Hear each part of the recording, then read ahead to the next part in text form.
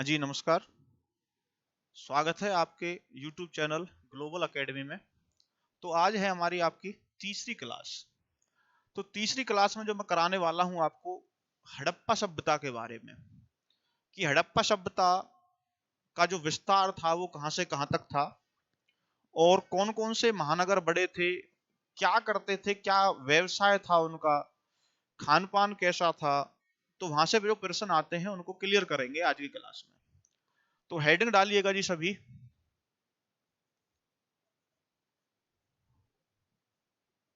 हड़प्पा सभ्यता।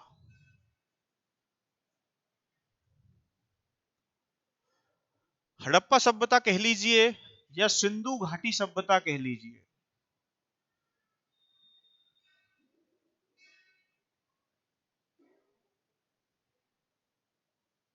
सिंधु घाटी सभ्यता को ही इंग्लिश में इंडस वैली सिविलाइजेशन बोला जाता है। और जो हड़प्पा सभ्यता थी, इसको ध्यान रखना है, ये कैसी सभ्यता थी भाई? काश्य युगीन सभ्यता।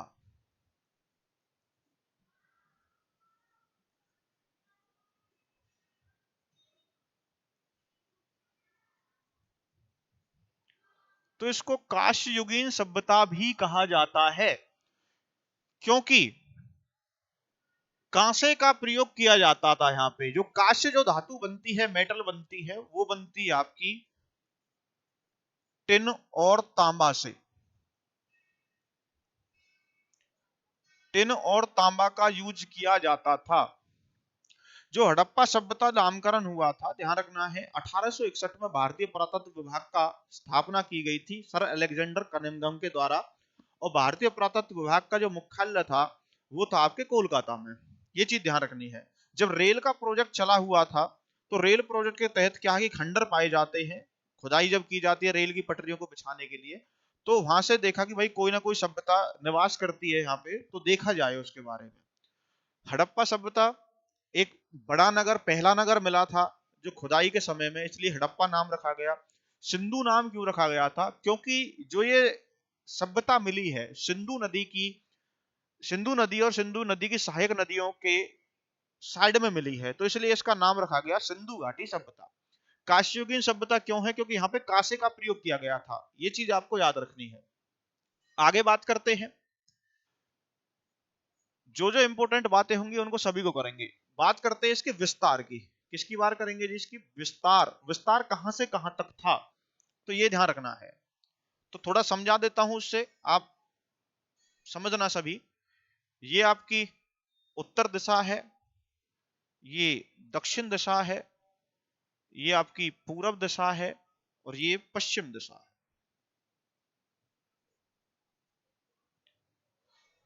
उत्तर में यदि मैं बात करूं, जो इसका विस्तार था, ये स्टार्ट होता है मांडा। मांडा जगह पड़ती है अखनूर जिले में।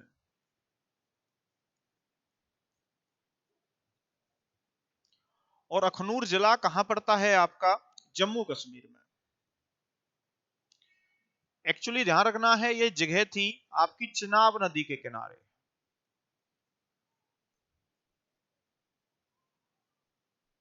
और बात की जाए दक्षिण में, तो दक्षिण में जगह है आपकी दईमाबाद। दाइमाबाद भी मिल जाता है और दैमाबाद भी मिल जाता, बात एक ही है। दैमाबाद ये जगह पड़ती है आपकी अहमदनगर, महाराष्ट्र में।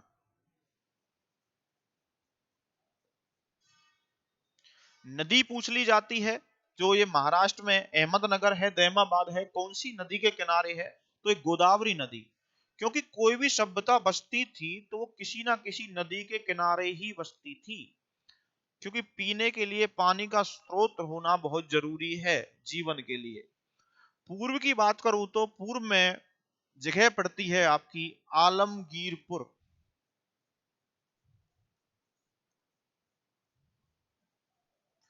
जो आलमगीरपुर जगह पड़ती है, यह पड़ती है आपकी मेरठ। और मेरठ कहां पड़ता है आपका? उत्तर प्रदेश में। नदी की बात आए तो नदी है हिंडन नदी।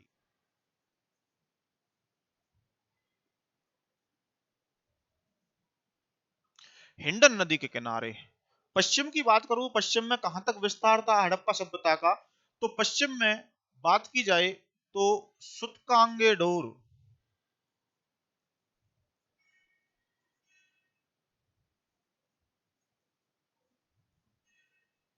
सुतकांगेडोर जगह कहां पड़ती है आपकी, ये पड़ती है जी बलूचिस्तान में।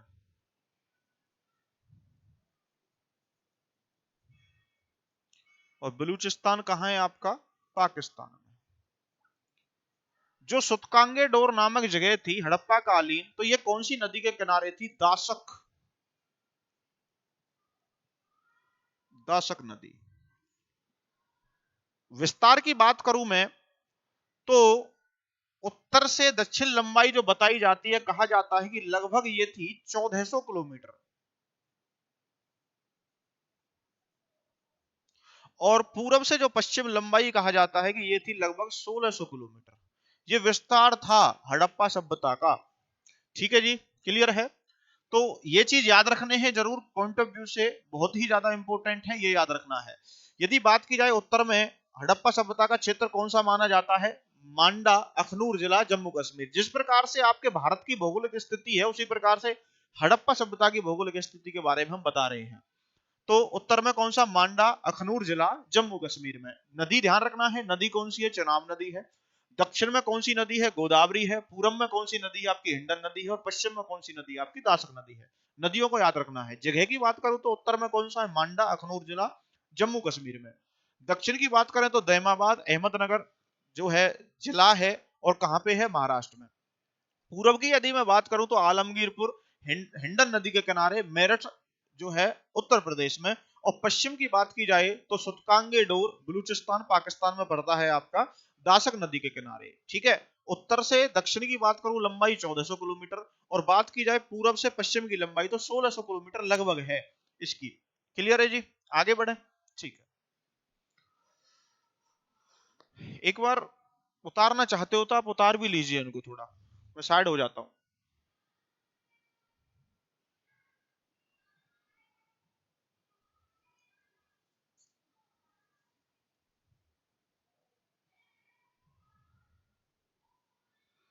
स्क्रीनशॉट ले लेना जो आप करना चाहो। ठीक, नेक्स्ट पेज पे यदि बात करें, जो हड़प्पा सभ्यता है इसका समय काल कब से कब तक था, यह भी इंपॉर्टेंट है। तो हड़प्पा सभ्यता का समय काल, इसका जो समय काल बताया जाता है, कहा जाता है कि ये 2500 ईसा पूर्व से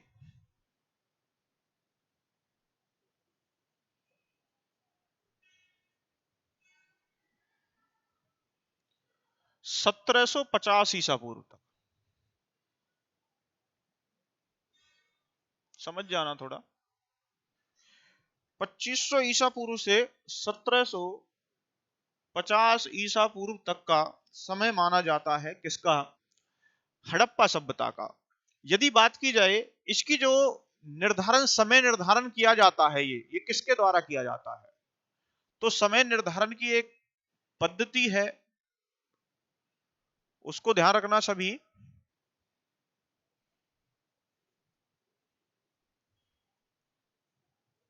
वो पद्धति क्या है मित्रों, ध्यान रखना है, रेडियो कार्बन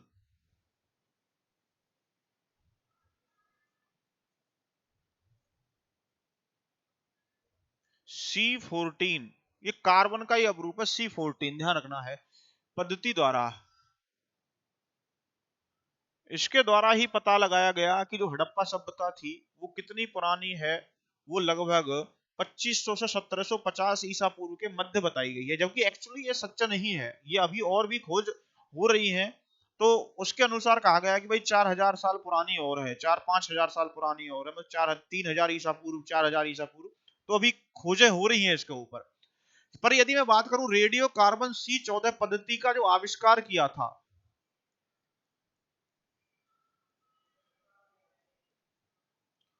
ये किया था फ्रैंक लिब्बी ने।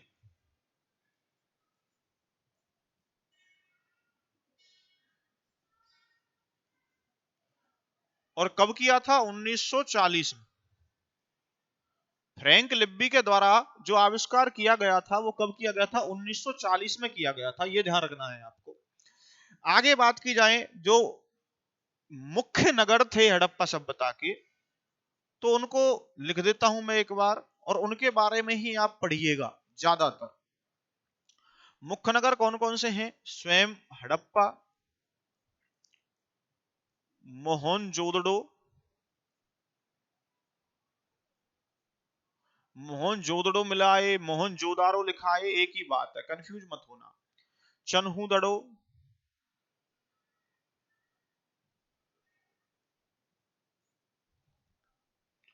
चन्हूदड़ो, लोथल,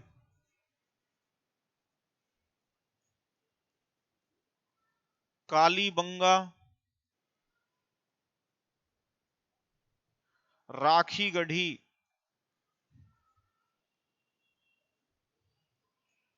और ईटीसी। ठीक है, और भी हैं, ध्यान रखना है आपको, पढ़ना इन्हीं को है।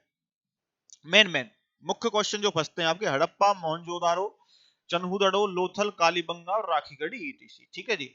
अब वो बात करते हैं कि इनका जो सिस्टम जो चला था हड़प्पा सभ्यता का, वो क्या क्या था। उसके बारे में यदि मैं बात करूं, इनका प्रमुख व्यवसाय क्या था?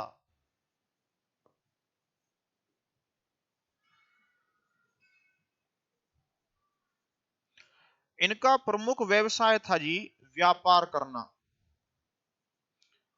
और व्यापार और कृषि। बात की जाए जब कृषि करते थे तो प्रमुख फसल क्या क्या थी?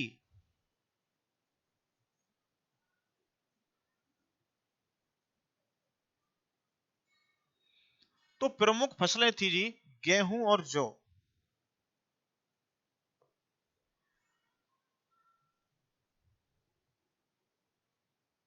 गेहूं और जौ क्या थी?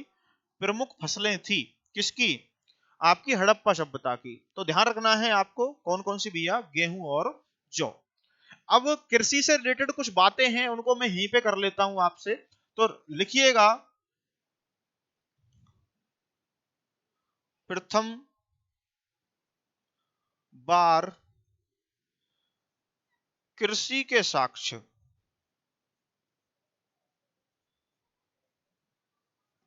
जो कृषि के साक्ष्य जो सबसे पहले मिले हैं वो मिले हैं भैया आपके मेहरगढ़ से। और मेहरगढ़ कहां पड़ता है आपका? बलूचिस्तान। और बलूचिस्तान को आप जानते हो, आपने पढ़ा दिया। बलूचिस्तान कहाँ है आपके? पाकिस्तान में है बलूचिस्तान। ठीक है जी। प्रथम बार कृषि के साक्ष्य मिले हैं यहां से। बात की जाए सबसे पहले चावल के साक्ष्य,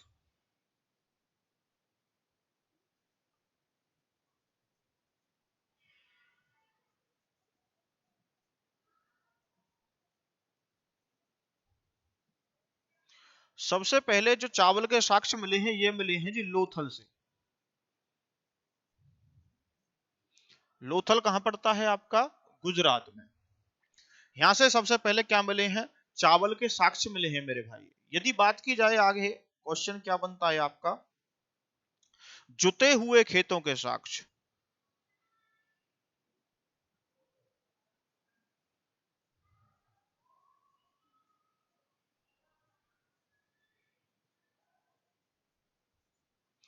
जुते हुए खेतों के साक्ष्य मिले हैं कालीबंगा। और ये कालीबंगा घग्गर नदी के किनारे है, और है कहां पे? आपके राजस्थान में। यहां से क्या मिले हैं? जुते हुए खेतों के साक्ष्य मिले हैं जी। क्लियर है? ठीक है, जल्दी से स्क्रीनशॉट लेना चाहो स्क्रीनशॉट ले लीजिए, राइट डाउन कर लीजिए जल्दी से।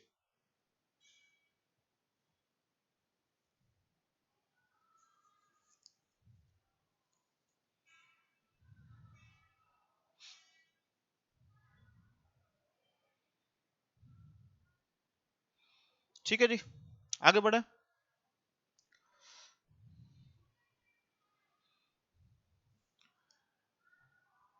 यदि बात की जाए, एक क्वेश्चन आया है एग्जाम में, आ भी लिया है और इंपोर्टेंट भी है, मिट्टी का हल।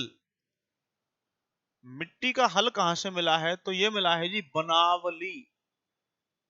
बनावली से ऐसा नहीं कि खाली मिट्टी का हल मिला है, बहुत सारी चीजें मिली है। अधजले जो, ठीक है, मिट्टी का हल मिला है बनावली, और बनियावली फतेहाबाद के अंदर पड़ता है, ये हरियाणा राज्य के अंदर।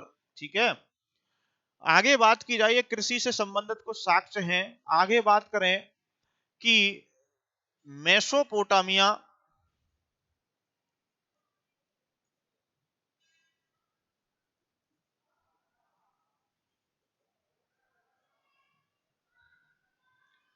के लोग कपास के लिए शब्द उपयोग करते थे। कपास के लिए शब्द, देखो ध्यान रखना है, मेसोपोटामिया की बात कर रहा हूं मैं। कहां की बात कर रहा हूं? मेसोपोटामिया की। तो वो शब्द यूज करते थे सिंधु। पर यदि मैं बात करूं, जो कपास थी उसको यूनानी भाषा में, कपास को यूनानी क्या कहते थे जी? सिंडन। ठीक है, याद रखना है, क्या कहते थे? सिंडन। पर मेसोपोटामिया में कौन सा शब्द यूज हुआ है? सिंधु शब्द यूज हुआ है, ये ध्यान रखना है आपको। पर यूनानी शब्द क्या यूज करते थे कपास के लिए? सिंडन। अब कपास की बात आ गई है तो कपास से एक क्वेश्चन और जोड़ लेते हैं।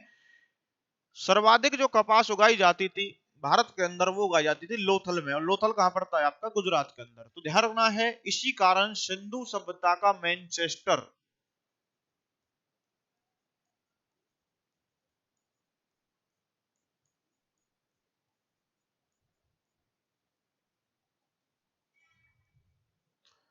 सिंधु सभ्यता का मैनचेस्टर कहते हैं मेरे भाई लोथल को।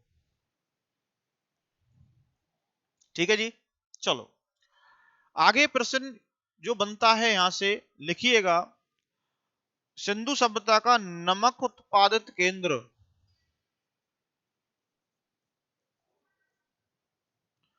जब नमक उत्पादन केंद्र था जो, ये था जी केरल नोल धोरो।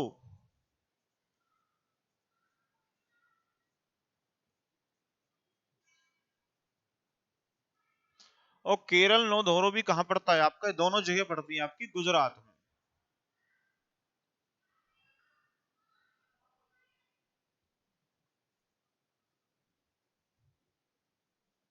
ठीक है भाई, क्लियर है। आगे बात करते हैं, जो अभी टेंशन मत लेना, मैं आपको बताऊंगा कि भाई सिंधु सभ्यता में हड़प्पा नगर की खोज किसने करी थी, मोहनजोदड़ो की खोज करी थी, इनको बाद में बताएंगे क्या क्या सामान मिला है यहाँ से। अभी थोड़ा डिटेल में इनके बारे में पढ़ेंगे, टेंशन ना लें। अभी जो क्वेश्चन बन सकते हैं उनके बारे में बात कर रहे हैं। चलो जी आगे बात करते हैं भैया, सिंधु सभ्यता की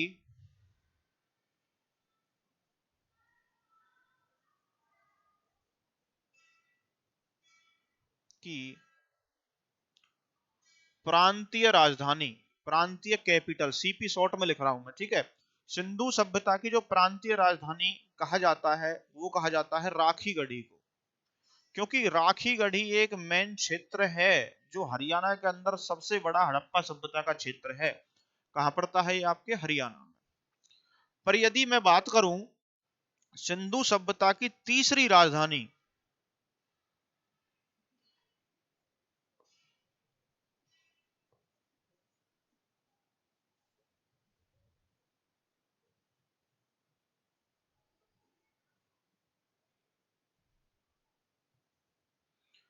तो सिंधु सभ्यता की तीसरी राजधानी कहा जाता है जी लोथल को।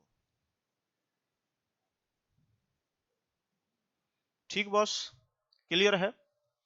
आगे जो प्रश्न बनता है ये बनता है कि हड़प्पा और मोहनजोदड़ो को किसने जुड़वा, एक साम्राज्य की जुड़वा राजधानी कहा? तो वो कहा था स्टुअर्ट पिगट ने। तो लिख लीजिए इस प्रश्न को, हड़प्पा व मोहनजोदड़ो को एक साम्राज्य की जुड़वा राजधानी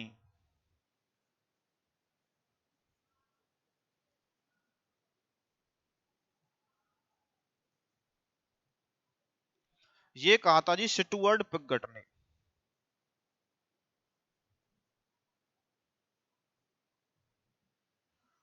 पिगट।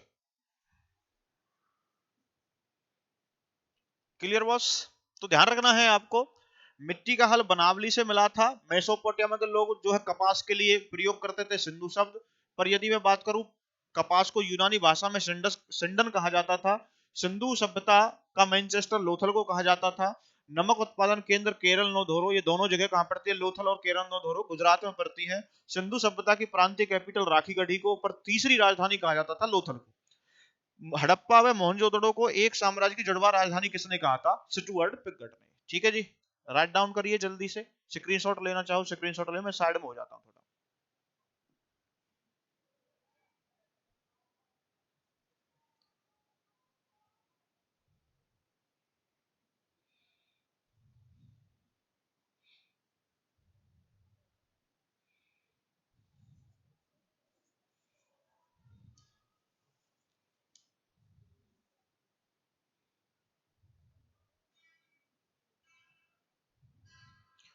ठीक है जी, चलो आगे बढ़ते हैं। आगे अब क्या क्वेश्चन बनेंगे आपके कि सिंधु सभ्यता के लोगों का जीवन कैसा था, क्या वो प्रयोग करते थे, वगैरह वगैरह। ठीक है जी, चलो जी। किसको पूजनीय पशु क्या था, समाज कैसा था, घरों का विन्यास कैसा था, खाने में क्या प्रयोग करते थे मिठास के रूप में, तो ये सारी बातें। सबसे पहले मैं लिखता हूं आपको कि सिंधु सभ्यता की जो लिपि पाई गई है वो लिपि कैसी है। तो लिपि है मित्रों भाव चित्रात्मक। चित्रात्मक, ध्यान रखना है लिपि कैसी है? भाव चित्रात्मक, भावों को चित्रों के द्वारा उकेरा गया है, ये ध्यान रखना है। यदि मैं बात करूं, ये घरों को बनाने के लिए पद्धति प्रयोग करते थे। घरों को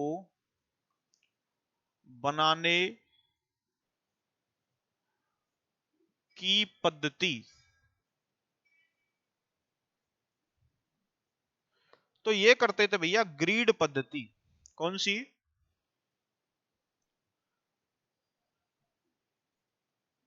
ग्रीड पद्धति।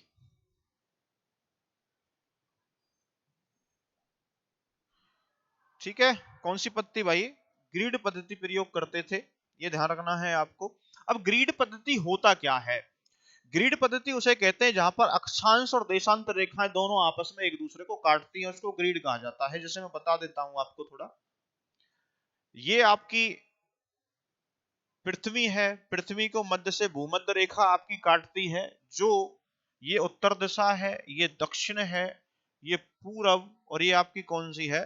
पश्चिम है। ठीक है, ये ध्यान रखना है आपको।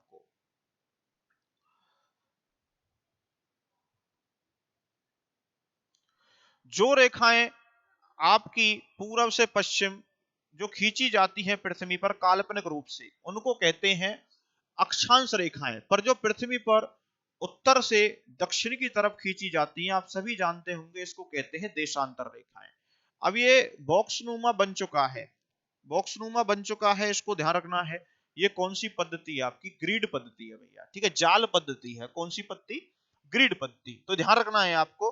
तो हड़प्पा सभ्यता क्या है, कौन सी पद्धति पर बसा हुआ था? तो ग्रिड पद्धति पर बसा हुआ था। क्लियर है जी? आगे बात करते हैं घरों के दरवाजे। इसमें ध्यान रखना है थोड़ा, ये चीज ध्यान रखनी है। ग्रिड पद्धति, जो घरों के दरवाजे थे वो मेन रास्ते की तरफ ना खुलकर रास्ते के पिछली दिशा में खुलते थे, ये ध्यान रखना है आपको। तो लिख लेना इस क्वेश्चन को नोट करके।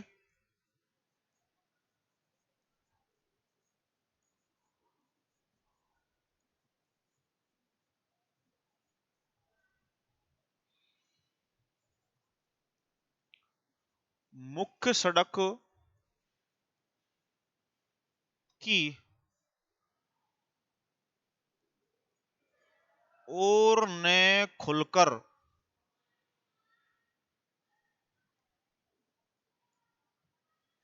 विपरीत दिशा में खुलते थे।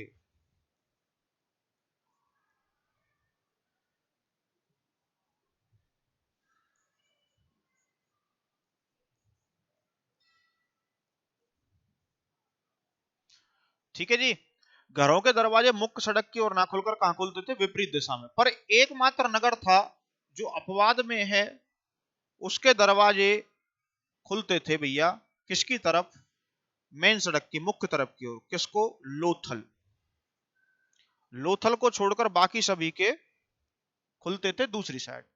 आगे बात करते हैं, सभी दुर्गों को क्या किया गया था? दुर्गीकृत किया गया था। जितने भी दुर्ग बनाए गए थे वहां सभी को दुर्गीकृत किया गया था, पर एकमात्र दुर्ग ऐसा था जिसको दुर्गीकृत नहीं किया गया था। तो लिखिएगा मेरे भाई, एकमात्र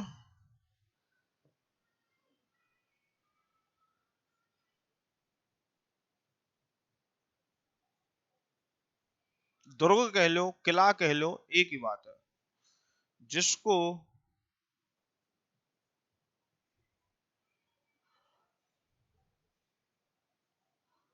दुर्गीकृत नहीं किया गया था, वो था जी चनहूदड़ो।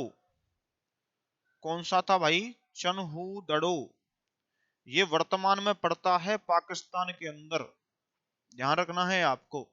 एकमात्र जो किला है वो दुर्गीकृत नहीं किया गया था, वो कौन सा था? चनहूदड़ो था। ये कहां पड़ता है? पाकिस्तान में पड़ता है। चनहूदड़ो को भारत का लंकाशायर भी कहा जाता है। भारत का लंकाशायर। तो भारत का लंकाशायर भी किसे कहते हैं? चनहूदड़ो को कहते हैं। ये ध्यान रखना है आपको। क्लियर है जी? कोई दिक्कत? ठीक है, जल्दी से स्क्रीनशॉट लीजिए, आगे बढ़ते हैं।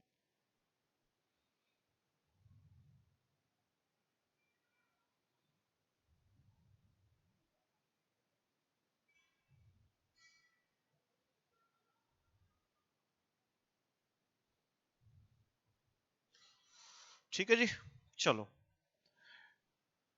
आगे बढ़ते हैं। यदि मैं बात करूं हड़प्पा सभ्यता में, ये जो पूजा करते थे, ये पूजा करते थे जी मातृ देवी की, मतलब मिट्टी की उर्वरा देवी की पूजा किया जाता था। तो फिर समाज कैसा था इनका? समाज के बारे में भी ध्यान रखना है। समाज था भैया मातृ सत्तात्मक। मातृ सत्तात्मक। ठीक है, क्लियर है? आगे बात करूं, इनका जो पूजनीय पशु था,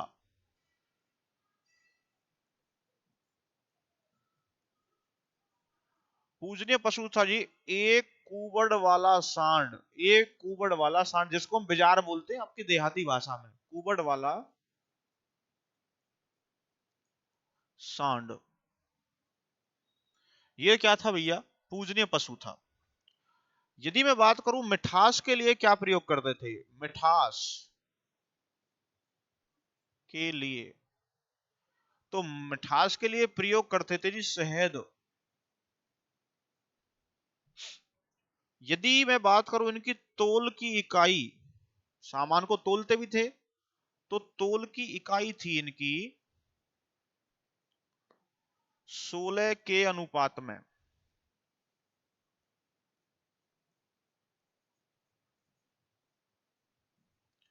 तो 16 के अनुपात में क्या थी इनकी जी? तोल की इकाई हुआ करती थी। किसकी? हड़प्पा सभ्यता के लोगों की। मिठास के लिए प्रयोग क्या करते थे जी? ये शहद प्रयोग करते थे। पूजनीय पशु क्या था? एक कुबड़ वाला सांड था। और समाज कैसा था? मात्र सत्तात्मक था। क्योंकि ये किसकी पूजा करते थे? ये ध्यान रखना है, मात्र देवी की, उर्वरा देवी की, मिट्टी की पूजा किया करते थे। यदि मैं बात करूं जो इनकी मोहर थी, मोहर, वो बनी हुई थी जी सेल खड़ी से। सेल खड़ी की बनी होती थी इनकी मोहर। और जो मोहर होती थी उस पर जो अंकन होता था, एक सींग वाले पशु का अंकन होता था। एक सींग वाले पशु का। आपने मूवी देखी हो तो, मोहनजोदारो मूवी है ऋतिक रोशन की, उसमें दिखाया जाता है एक हिरन टाइप का होता है। ठीक है, तो वही है। ठीक है, तो ध्यान रखना है आपको। यदि मैं बात करूं इनका जो देवता कहा कह लीजिए, तो ये बेटा ध्यान रखना है, ये पशुपति जो है इनका देवता हुआ करता था। पशुपति।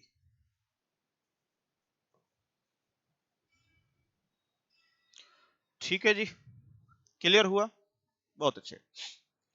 दूसरे पेज पे ले लेंगे, वैसे जगह तो बच रही है काफी, दूसरे पेज पे ही लिख लेंगे। जल्दी से स्क्रीनशॉट लीजिए स्पीड से।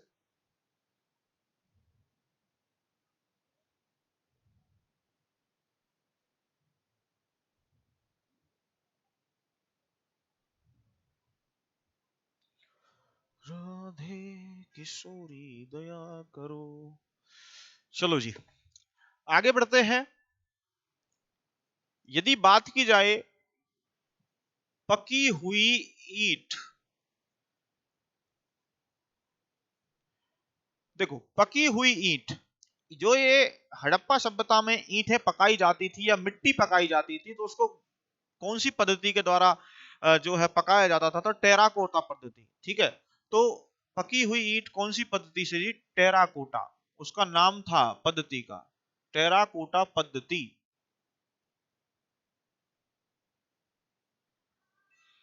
Clear boss?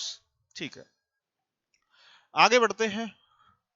आगे अब बात कर लीजिए, जो प्रमुख नगर लिखवाए हैं मैंने, प्रमुख नगरों में हड़प्पा, मोहनजोदड़ो और कालीबंगा, ये फेमस है। इनमें क्या क्या सामान मिला है, क्या क्या चीज मिली है, उसके बारे में, ठीक है, उनको पढ़ लेते हैं एक बार। अच्छा, और रह गया यहाँ पे बंदरगाह, बंदरगाह भी लिख लीजिए आप, बंदरगाह। बंदरगाह थे जी लोथल व सुतकोतदा।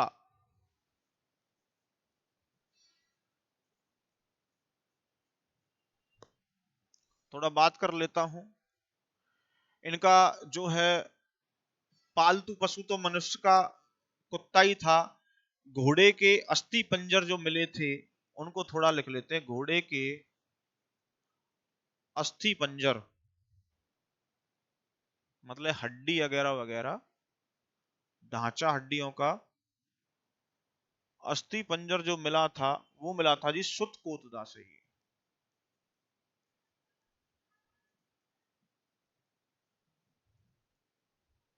ठीक है, इनकी जो मोहर थी, पशुपति नाथ की मूर्ति मिली थी एक, ठीक है, वहां से मोहनजोदड़ो से। तो उस पर जो पशु अंकन थे, उनको थोड़ा लिख देता हूं मैं। भैंसा, बैल, हिरन और मोर। ये अंकन था किस पर? पशुपति की मूर्ति पर।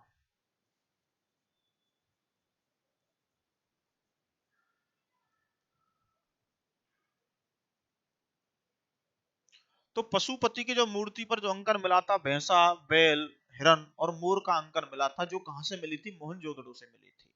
ठीक है जी, चलो आगे।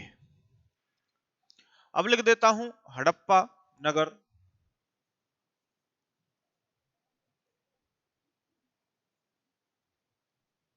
इसके खोजकर्ता कौन हुए थे? तो इसके खोजकर्ता कहा जाता है कि इसके खोजकर्ता थे जी दयाराम साहनी।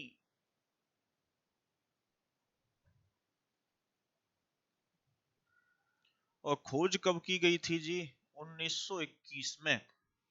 ये हड़प्पा नगर जो वर्तमान में पड़ता है, ये पड़ता है आपके पाकिस्तान में। मोंटगोमरी नामक जो है जिला है, वहां पर पड़ता है, हड़प्पा सभ्यता के अंदर, जो सॉरी पाकिस्तान के अंदर। यदि मैं बात करूं, जब दयाराम साहनी ने 1921 में हड़प्पा की खोज की थी, हड़प्पा सभ्यता की खोजकर्ता भी इन्हीं को माना जाता है, तो उस समय में भारतीय पुरातत्व विभाग के अध्यक्ष कौन थे? तो वो थे जॉन मार्शल। तो ये भी ध्यान रखना है आपको कि 1921 में भारतीय पुरातत्व विभाग के अध्यक्ष वो थे जी जॉन मार्शल।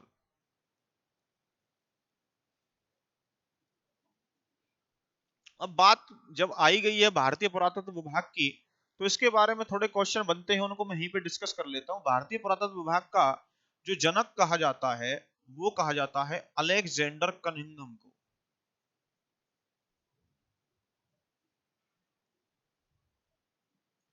अलेक्जेंडर कनिंघम, इसी को भारतीय पुरातत्व विभाग का जनक कहा जाता है। और कब की थी इसने, इसकी स्थापना 1961 सॉरी 1861 में। और यदि मैं बात करूं इसका जो हेड क्वार्टर है, मुख्यालय जो बनाया था वो बनाया था जी कोलकाता में। वहीं कोलकाता में पहली म्यूजियम की स्थापना की गई थी एशियाटिक सोसाइटी ऑफ बंगाल के द्वारा। तो पहली, भाई म्यूजियम तो चाहिए, संग्रहालय, संग्रहालय लिख देता हूं।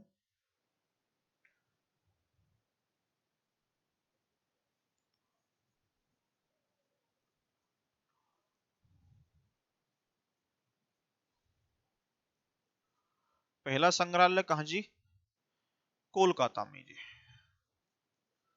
ये ध्यान रखना है किसके द्वारा स्थापना करवाई गई थी, एशियाटिक सोसाइटी ऑफ बंगाल।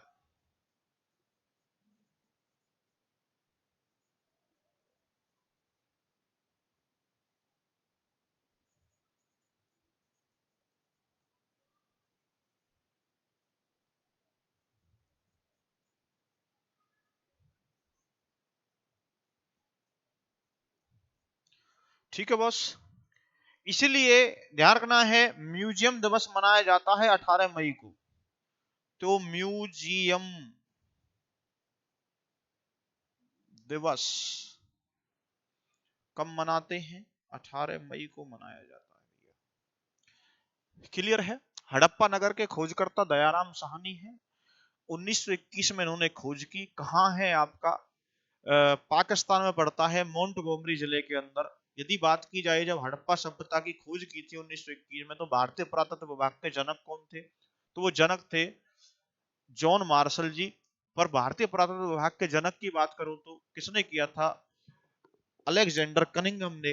उसको जनक कहा जाता है भारतीय पुरातत्व विभाग का। कब किया था, 1861 के अंदर। हेडक्वार्टर कहां बनाया गया था, कोलकाता। और कोलकाता में ही पहला संग्रहालय खोला गया। कब जी, 1800 लगभग जब ही है, लगभग। ठीक है,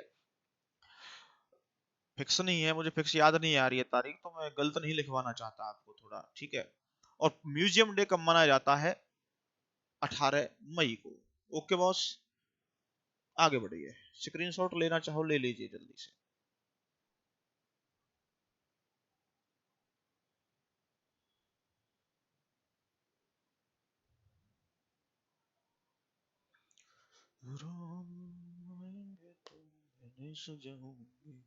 चलो जी, आगे लिखिए मोहनजोदड़ो। मोहनजोदड़ो की यदि मैं बात करूं खोजकर्ता, ये थे जी राखल दास बनर्जी।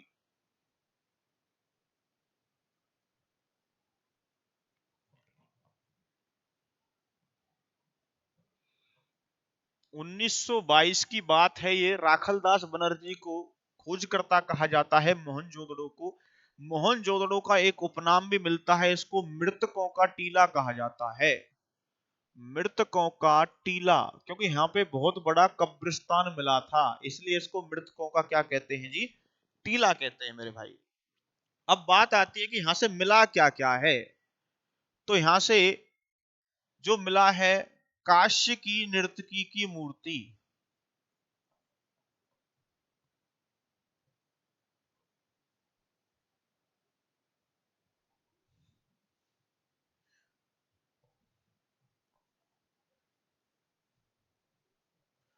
'काश्य की नर्तकी की मूर्ति मूर्ति मिली है यहां से। और क्या मिला है, एक बड़ा अन्नागार भी यहीं से मिला है, अन्नागार। बात की जाए अन्नागार के साथ स्नानागार भी यहीं से मिला है। अन्नागार जानते हो, नाज अनाज को स्टोर करने की जो जगह होती है उसको अन्नागार बोलते हैं। स्नान करने वाली जगह को स्नानागार बोलते हैं। और क्या मिला यहां से, पशुपति की मूर्ति।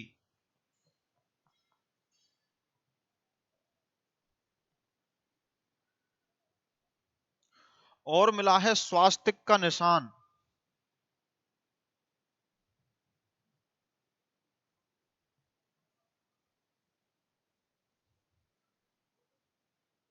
स्वास्तिक का निशान जो मिला है, स्वास्तिक का चिन्ह कह लीजिए आप, वो कहां से मिला है? ये भी आपका मोहनजोदड़ो से मिला है। स्वास्तिक बोलते हैं साथिया, जो हम स्थानीय भाषा में यहाँ पे बोलते हैं। तो ये चीजें मिली हैं कहां से? मेन आपकी मोहनजोदड़ो से।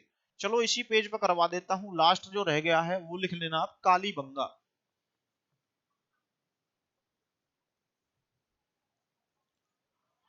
कालीबंगा के जो खोजकर्ता हैं, हाँ जी, मोहनजोदड़ो को भी ध्यान रखना, ये भी पाकिस्तान में ही है। लिख देता हूं यहाँ पे, तो मोहनजोदड़ो जगह कहां पड़ती है आपकी? पाकिस्तान में। ठीक है। कालीबंगा खोजकर्ता जो है इसके बीबी लाल। कालीबंगा की जगह की यदि मैं बात करूं तो ये पड़ती है आपकी राजस्थान में। स्थानीय यदि बात की जाए, कालीबंगा का जो अर्थ होता है वो होता है काली चूड़ियां। अर्थ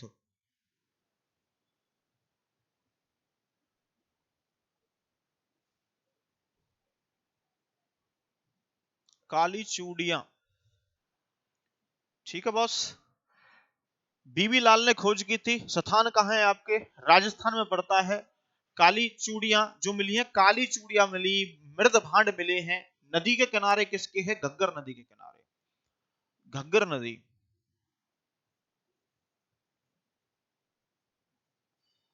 इसको भी कर लेना, थोड़ा नदियां नहीं लिखवाई है मैंने तो आप यहाँ पे भी लिख लेना। जो मोहनजोदड़ो है ये है आपका सिंधु नदी के किनारे।